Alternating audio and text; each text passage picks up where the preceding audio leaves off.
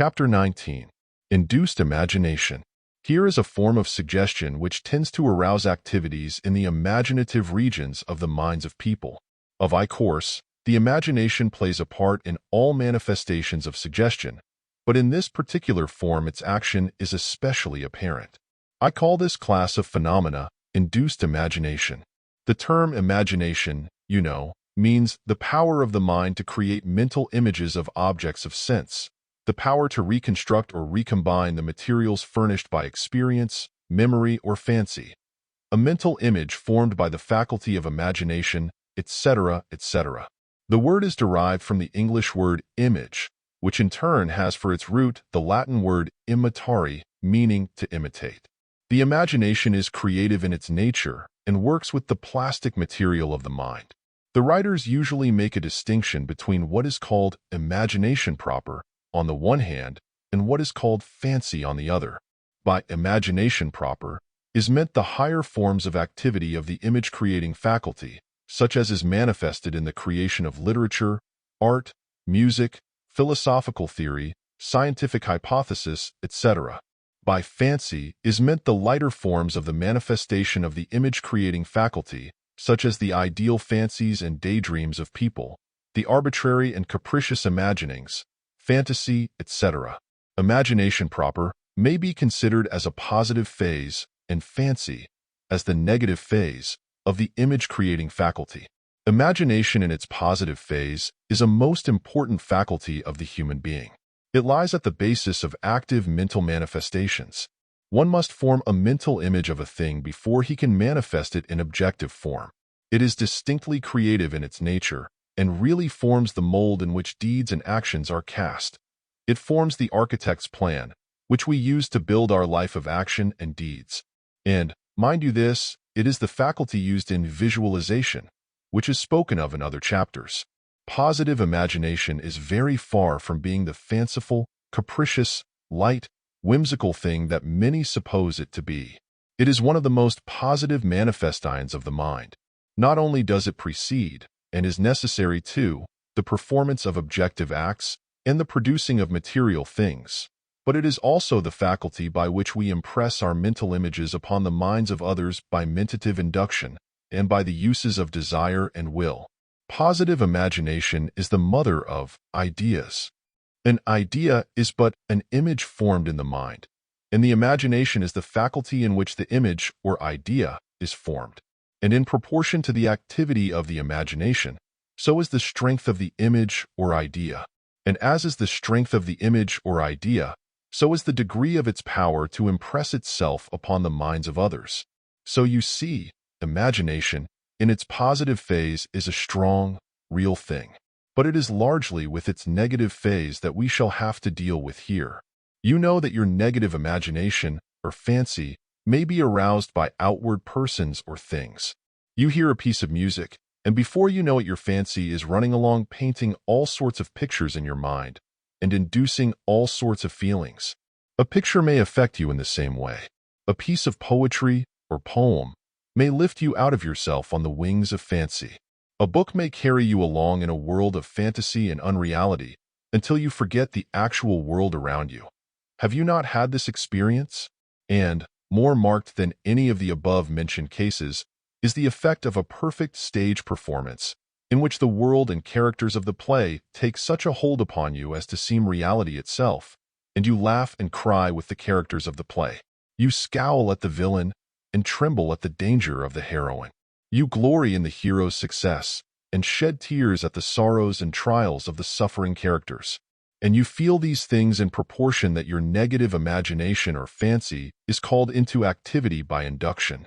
But remember this, the actors, poet, writer, composer, or artist created his effect by the exercise of his or her positive imagination, while the effect upon you is induced in your negative imagination. The first is an act of positive creation, while the second is merely a reflection impressed upon your mind by either the suggestion or the mentative energy of the actor. In your consideration of the above, remember what I have said about suggestion in an earlier chapter. Suggestion is merely the presentation of the outward symbol of the inner feeling.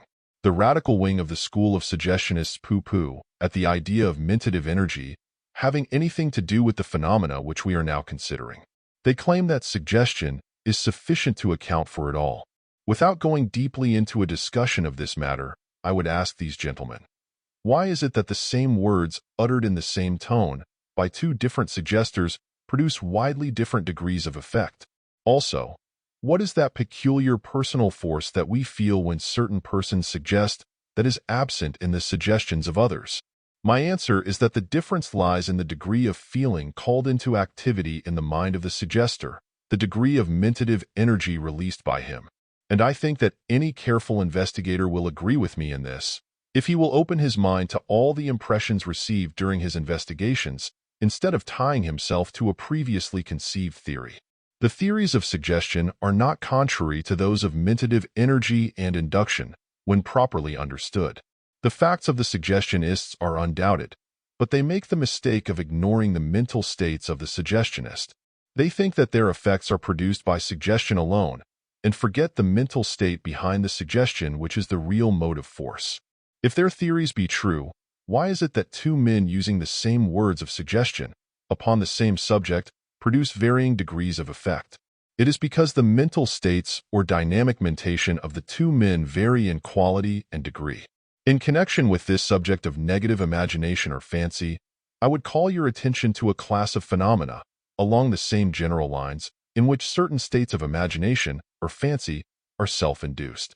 Nearly all races of men have discovered that there are means possible to people whereby they may produce in themselves abnormal conditions, known as the trance, dream states, transcendental condition, etc. And men, from the dim past to the present time, have seen fit to indulge in these deplorable practices. The means by which these states are obtained are various, the favorite methods being the gazing at a bright object, fixing the gaze at the root of the nose, staring at the umbilicus, staring at a drop of ink, inhaling vapors, listening to weird music, etc., etc. Much mock occultism, which is really psychism, depends upon these methods for its results, manifestation, and phenomena.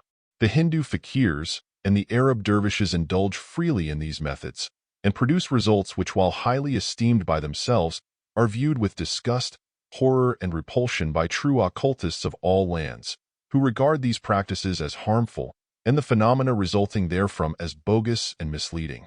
And much of the latter-day Western psychism is also based upon the same practices and brings about like results. In this connection, I would say that some of the practices adopted by some of the New Thought people belong to this class. I have seen certain methods advised for going into the silence, in which the student is advised to focus his gaze on the root of his nose, etc., which is the identical method used by Braid to produce hypnotic conditions, and which is also used by the Hindu fakirs to produce trance conditions. Is it not time that the truth regarding these things should be known? This trance phenomena, whether produced by mesmeric processes or by other means, are abnormal, unhealthy, and undesirable phases of mental condition.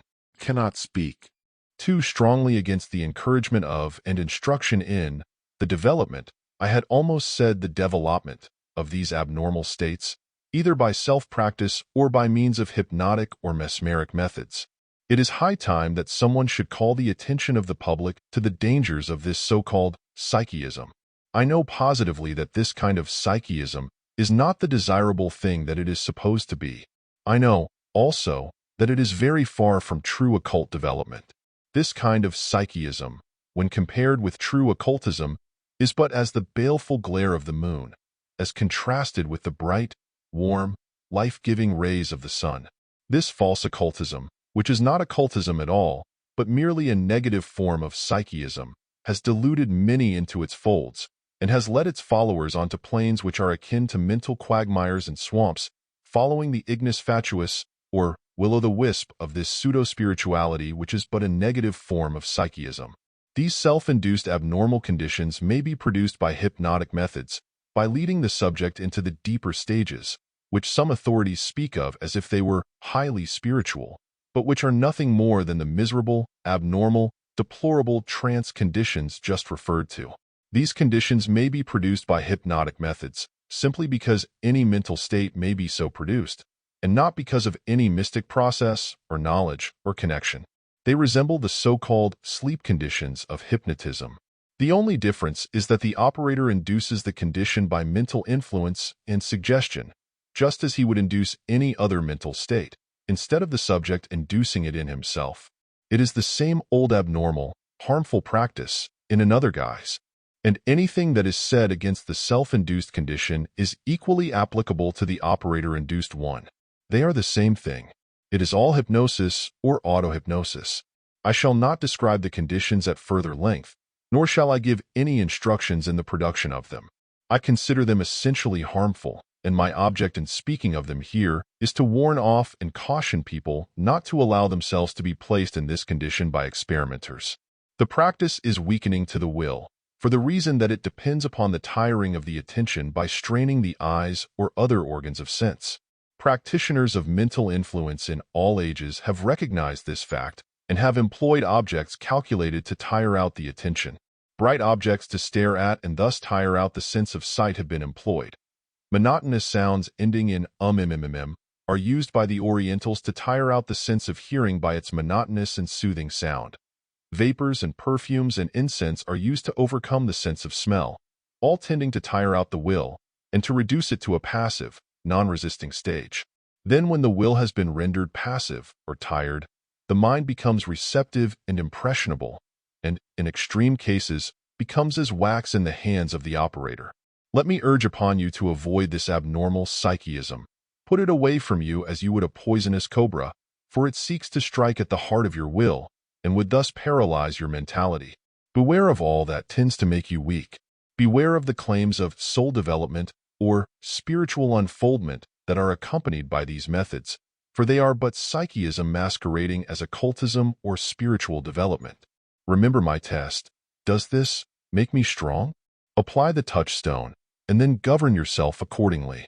Concluding this part of the subject, I would say that if any of you are disposed to question the correctness of my above statement, then you have but to examine the types of psychics seen on all sides. Are they not all hyper-impressionable, excessively sensitive, neurotic, hysterical, passive, negative people? Do they not become as mere psychic harps upon which the passing mental breezes play, producing weird sounds? Remember, now, I am speaking of genuine psychics, not the bogus psychics, who are out for the money, and who are a shrewd, cunning lot, far from being impressionable, and in reality using their mesmeric power to impress and influence the credulous persons coming under their influence. I am not alluding to these people, but to the poor, frail-willed, negative sensitives, who are as impressionable as the photographer's negative, and to whom also the development means but the bringing out of impression from outside. I pray you, be a human positive, not a human negative.